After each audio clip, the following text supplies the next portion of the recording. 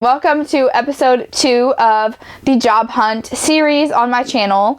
If you are new, my name is Sheridan, and to catch you up to speed, I graduated from Purdue University in May of this year, and since then have relocated to Oregon because I met a boy, and instead of starting my career like I anticipated, I actually took a part-time job doing something I not necessarily would brag about. Wow, that was a very aggressive sneezing from my dog. He sneezes a lot. It really concerns me. Benji, are you alright? You good? Can I continue? Okay, great. If for some reason you have not caught episode 1 of this series, I will have it linked up here on the screen and in the description bar below. I would highly recommend giving it a watch before continuing with this one, because it'll just give you a better idea of my background and kind of where I'm at with life in general. So definitely come back to this video. If you haven't seen episode 1, click off, go do that first. Also, if you're new to my channel and you've not seen any of my videos before, welcome. I'm glad you stumbled upon my channel, and it'd be awesome if you wanted to stick around and watch all of my other content that I make. I talk about a lot of different things because I have a lot of different interests, and you can just follow me along by clicking subscribe and turning on the notification bell so you don't forget about me. Otherwise, let's dive into episode 2 of the Job Hunt, where I'm going to be talking a little bit about sacrifice, self-pity, and making ends meet. Let's back up, get you to speed in case you need a recap. I relocated to Oregon about 4 months ago, and about 3 months ago I accepted a part-time position at a winery as a housekeeping attendant. Now, I studied agricultural communication and also minored in animal science and creative writing, in case you wanted to know. So working at a winery is cool because I get to kind of experience the wine production and wine industry side of agriculture, because it is an agricultural commodity and an agritourism type industry. But housekeeping, not really my forte, not what I thought I would be doing right out of college, especially after graduating from such an awesome place like Purdue. So it's been rough, to say the least, mentally adjusting to the concept and idea that my career hasn't exactly gotten off to the foot I thought it would. I've had to kind of adjust my thinking instead of self-pitying myself that, oh, all my friends have started their careers and oh my gosh, I can't believe I'm a housekeeper. What am I gonna tell everyone if they keep asking me what I'm doing? Like, that's rough. It really kind of is, you know? I mean, I went through college feeling like I was doing everything I needed to be doing to be on the right track after graduation. So it was a little bit of a blow to my self-esteem to not be getting interviews within my field and to not be getting job offers within my field. And it just got hard, and it got to the point that I couldn't not have a job anymore. I was in Oregon for about a month until accepting a part-time position. And within the first, I guess 3 months, Tyler and I lived actually at home with his mom, and that was not ideal for either of us. You know, I didn't go 3,000 miles just to live with him and his mother, and he had never moved out. So a little bit of Tyler's story. He works in a dairy, so our ag connection is kind of what brought us together, and I love that. I love that he is a hardworking agri man on a farm, you know, doing the hard work and driving tractors and semis and all that stuff. Doesn't make the best money though, and we wanted to move out. So in order for us to move out, I honestly could not keep putting off a paycheck just because it wasn't like the right fit for me yet. So I started just looking at part-time jobs on Indeed.com, and you know, came across multiple part-time positions, and I got to the point that I just started sending my resume to any you know, job descriptions and applications that I felt I was capable of doing. So I saw a housekeeping position at a winery. I was kind of intrigued about, like, oh, is it more than just cleaning offices. Like, what does a housekeeper do at a winery? Well, it turns out that this place is a luxurious winery in Oregon, and they have guest houses. So I am now responsible for keeping guest houses spick and span, and keeping guests happy when they arrive, and also keeping offices presentable, and the customer facing areas within the buildings. Not glamorous, but I have learned a few things about wine, and I get a decent discount on the bottles, so but I've been in that position for about 3 months now, and throughout that whole time I have still yet to post on my LinkedIn profile that I'm working there, because I'm concerned about what my peers and my advisors and Purdue connections will think about me not being in the position that everyone assumed would happen for me. So I've been very low-key about what I'm doing in Oregon, just because I'm almost ashamed. And I've been dealing with this feeling of failing my university, because graduating from Purdue was a really big deal for me. So I have this awful feeling that I've let down my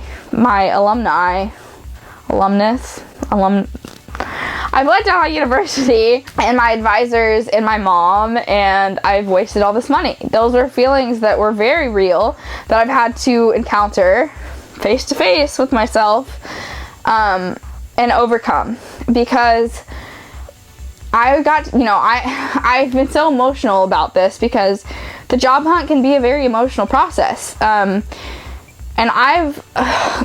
since before graduation, if you add it all up, I've probably applied to close to 120 odd jobs. And probably only had less than 5 actual interviews. Backing it up, I applied for this housekeeping position, and within 20-30 minutes, I actually got an email back from the supervisor saying, I want to have an interview. And for a split second, I almost thought, no, I'm not doing this. Like, I'm not supposed to be a housekeeper, But then, the reality was, we had to make ends meet.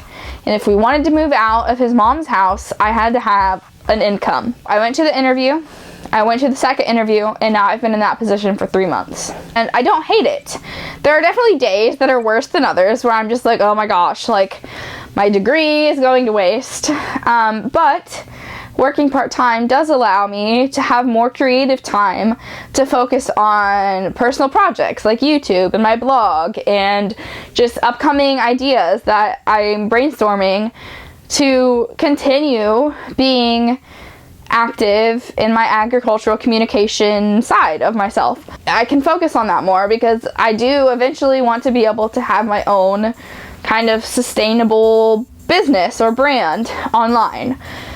It's a long way off from there, but it's a goal. I try to look at the positive side, even though I'm a terribly negative human being, and realize that this part-time job has allowed me to take a step back, process the fact that I have moved, that I'm so far from home, that I'm no longer identified as a college student, and all of those things, So maybe it's a good thing. Maybe it's a given transitional period to allow myself to kind of just digest all the life changes that have been happening in the past 6 months or so. But it doesn't mean that those terrible, negative, nagging thoughts don't come at me in random times of day to say, what the heck are you doing with your life? This is not what your plan was for after graduation.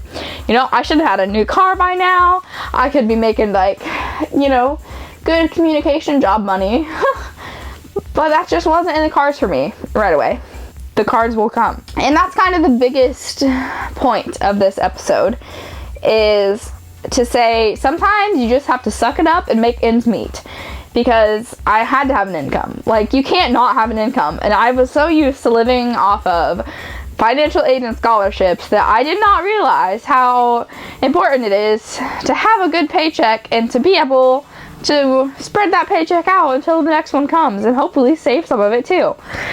Man, I really need to take some like financial management courses. I need to look up some Dave Ramsey videos is what I need to do, because it's been hard. We got this trailer. If you are unaware of my location, I am in a travel trailer because this is our home, and I love it. I love that we have a mobile home unit that we can go camping, or we can move. Like literally just move. It might be a lot of fuel to get somewhere else, but hey, we can do it.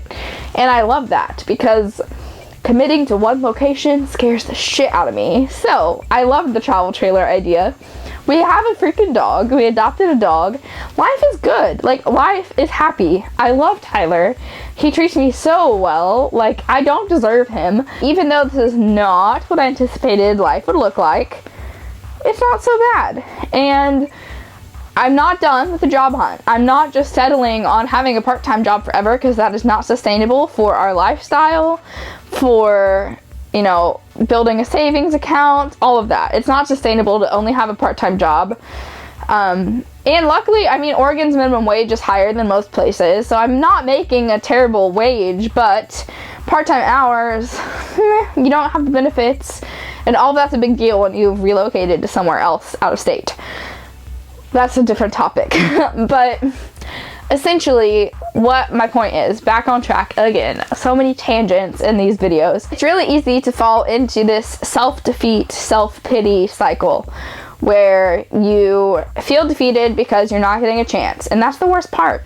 It sucks applying for so many jobs and not even having the chance to interview with a recruiter. It sucks. It sucks that recruiters don't respond. It sucks that you get denial emails when they haven't even had a chance to get to know you. Because the truth of the matter is, no one can know you based on a piece of paper, or a digital piece of paper, rather. It's just not, it's not reality. They can't possibly get to know you as an employee, as a hard worker, as a person, based on your work experience, skills, and education listed on a paper. It's just not possible. So it's rough mentally.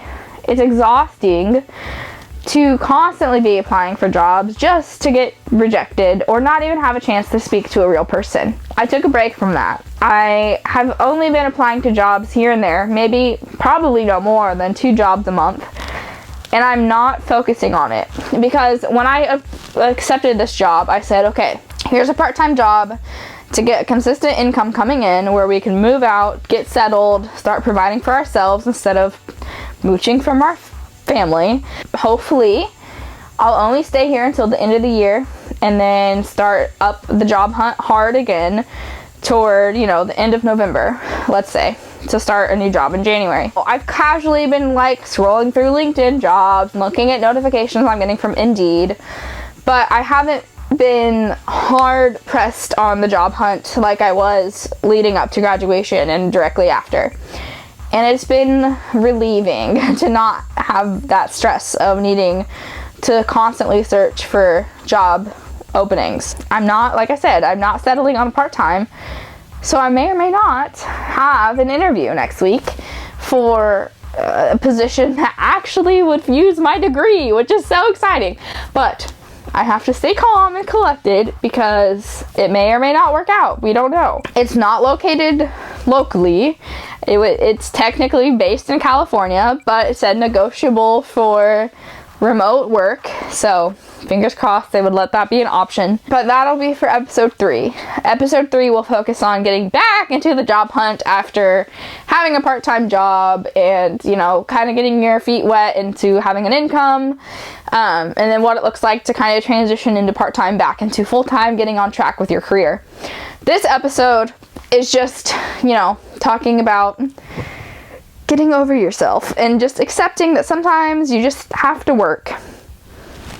Money, unfortunately, does make the world go round. My message to anyone going through the job hunt themselves is please, please, please, please, please, please do not allow for job application processes and recruitment processes and HR questionnaires and whatever to determine your self-worth. Don't let that happen, because your degree is worth it.